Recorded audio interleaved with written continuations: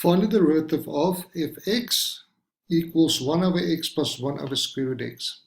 Now in this first example, the moment we see that we have a x underneath the line, so we have a fraction and the unknown value of the x, the variable, is the denominator, then we know that we need to change it so it's in this form, our rules form.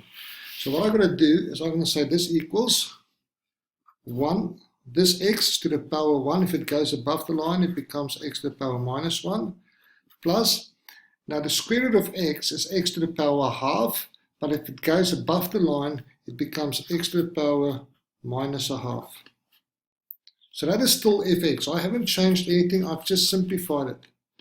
Now it's in this form. A is just 1 and we have n, which can be any value. So what's going to happen is I'm going to now say the derivative of fx equals, and I'm going to find the derivative of each term.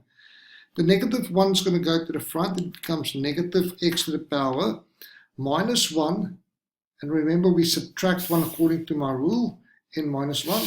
So negative 1 take away 1 is negative 2. The minus half comes to the front, so it becomes negative a half, x to the power minus a half take away 1.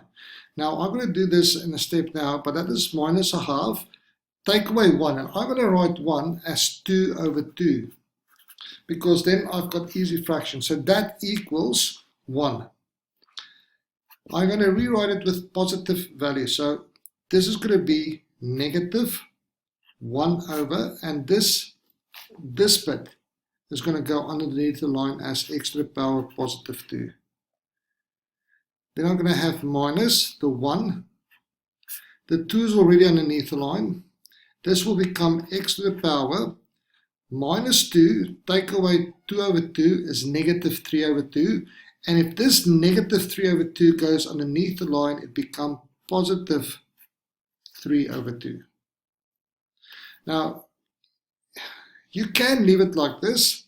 However, if you want to find the same answers in the book, you can say minus 1 over 2, and this will give us the cube x to the power 3, and this is square root because it's to the power 2. Same with this question. I'm going to simplify first. So when I simplify, I'm going to write this as x over x squared plus x to the power a half over x squared. I'm going to use this rule. This 2 goes above the line, or I'm going to say this becomes then x to the power 1 take away 2, which is negative 1, plus a half take away 2. Now I'm going to say 2 equals, and because my base or my denominator is 2, I'm going to say that's 4 over 2. So look what I do. I'm going to say it's x to the power, so this bit here is x to the power half take away 2, which is 4 over 2. And that is the same as x to the power minus 1 plus x to the power 1 take away 4 is take away 3 over 2. Only now I'm going to factorize, I'm going to differentiate. The negative 1 goes to the front, it becomes negative x to the power minus 1 take 1 is negative 2.